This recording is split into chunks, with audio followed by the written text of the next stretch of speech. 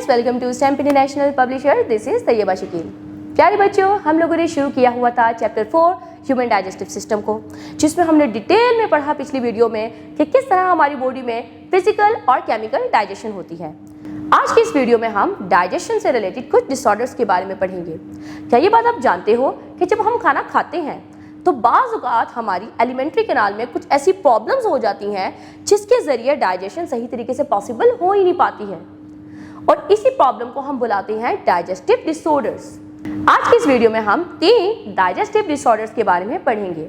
हम डायरिया के बारे में पढ़ेंगे, हम कॉन्स्टिपेशन के बारे में पढ़ेंगे और हम अल्सर के बारे में पढ़ेंगे। तो सबसे पहले बात करते हैं डायरिया की। डायरिया एक ऐसी कंडीशन होती है जिसमें एक पर्सन, उसको बहुत ही वाटरी लूज स्टूल्स आते हैं।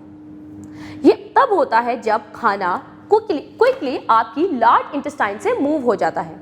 देखो बच्चों, लास्ट वीडियो में तो हमने पढ़ा था कि लार्ज इंटेस्टाइन का काम होता है अनडाइजेस्टेड फूड में मौजूदा वाटर और सॉल्ट्स को रिमूव करवाना, लेकिन बाज़ औक़ात फूड फास्टली लार्ज इंटेस्टाइन से मूव कर जाता है, यानी लार्ज इंटेस्टाइन को टाइम ही नहीं मिलता फूड में से मैक्सिमम पानी को एब्जॉर्ब करने का।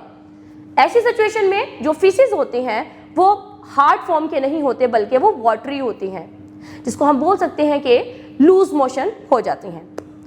अब डायरिया होता क्यों है?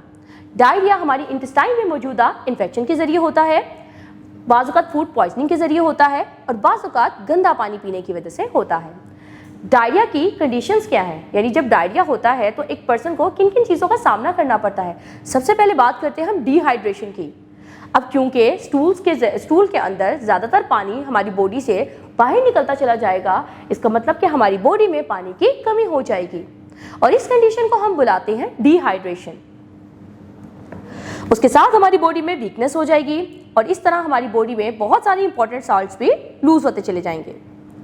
अब इसका हल क्या है? डायरिया की कंडीशन में हमें ज़्यादा से ज़्यादा पानी पीना चाहिए और ORS का इस्तेमाल करना चाहिए और ऐसे फ्रूट्स खाने चाहिए जो वाटर बेस्ड हो, जिनमें फ्लूइड ज़्यादा हो। अब चलते हैं अगले डिसऑर्डर की तरफ, जो है कॉन्स्टिपेशन। कॉन्स्टिपेशन एक ऐसी कंडीशन होती है जिसमें एक पर्सन को अपने स्टूल पास करने में बहुत डिफिकल्टी होती है, और रीज़न क्या है कि स्टूल बहुत ज़्यादा हार्ड हो जाते हैं। अब होता क्या है असल में, जैसे कि लास्ट टाइम हमने डायरिया में पढ़ा कि इंटेस्टाइन में से फूड क्विकली पास कर जाता है। कॉन्स्टिपेशन की कंडीशन में इंटेस्टाइन में फूड काफ़ी देर तक रहता है, तो उस फूड में से मैक्सिमम पानी एब्जॉर्ब हो जाता है। अब उस स्टूल में से, उस फीसिस में से जब मैक्सिमम पानी वापस रीअब्जॉर्ब हो जाएगा तो वो फीसिस को बहुत हार्ड बना देगा, और वो इतने हार्ड होंगे कि उन हार्ड फीसिस को बॉडी से बाहर निकालना बहुत डिफिकल्ट होगा। इसी कंडीशन को हम बोलते हैं कॉन्स्टिपेशन। अब कॉन्स्टिपेशन किस वजह से होती है? बाज़ औक़ात आप लो फाइबर इंटेक कर रहे होते हो, यानी आपकी डाइट में ज़्यादातर फाइबर कंटेंट शामिल नहीं होता, आप पानी बहुत कम पी रहे हो, एक्सरसाइज रेगुलरली नहीं कर रहे हो, या जब कभी भी टॉयलेट जाना होता है तो आप टॉयलेट रोक के रखते हो, टॉयलेट नहीं जा पाते हो। ये तमाम की तमाम चीज़ें कॉन्स्टिपेशन का जरिया बनती हैं।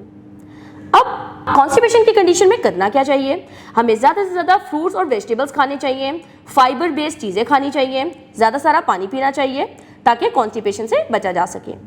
फिर हम बात करते हैं अल्सर की। अल्सर क्या होता है? बाज़ औक़ात हमारे डाइजेस्टिव सिस्टम के अंदर किसी स्पेसिफिक ऑर्गन की जो इंटरनल वॉल्स होती हैं वो डैमेज हो जाती हैं, उन पे ज़ख्म बन जाता है, और जब फूड वहाँ से गुजरता है या वो जब अपना काम परफॉर्म करते हैं तो इस दौरान तकलीफ होती है। अगर हम बात करें स्टमक की, तो बाज़ औक़ात स्टमक की अंदरूनी वॉल्स के अंदर, इनर वॉल्स के अंदर ज़ख्म बन जाता है, और अगर स्टमक खाली हो तो और तकलीफ होती है। इस कंडीशन को हम बोलते हैं अल्सर। अगर ये अल्सर स्टमक में हुआ है तो इसका नाम है गैस्ट्रिक अल्सर। बहरहाल अल्सर इंटेस्टाइन में भी हो सकता है, स्टमक में भी हो सकता है और रेक्टम में भी हो सकता है। अब अल्सर होता क्यों है? बाज़ औक़ात बैक्टीरियल इन्फेक्शन के जरिए होता है, या बाज़ औक़ात आप पेन किलर्स का बहुत ज़्यादा इंटेक कर रहे हो, मेडिसिन को बहुत ज़्यादा इस्तेमाल कर रहे हो। ये तमाम की तमाम चीज़ें अल्सर करवाती हैं। स्पाइसी फूड या स्ट्रेस लेना, ये अल्सर की पेन को और वर्स बना देता है। तो ऐसी सिचुएशन में हमें डॉक्टर के पास जाना चाहिए, उससे स्पेसिफिक मेडिसिन लेनी चाहिए और इन मेडिसिन का इस्तेमाल करना चाहिए ताकि इस अल्सर को रिमूव करवाया जा सके और हम अपना एक डाइजेस्टिव सिस्टम, एक हेल्दी डाइजेस्टिव सिस्टम को एंजॉय कर सकें। प्यारे बच्चों, आज की इस वीडियो में हमने डाइजेस्टिव डिसऑर्डर्स के बारे में पढ़ा। हमने डायरिया, कॉन्स्टिपेशन और अल्सर को डिटेल में जाना।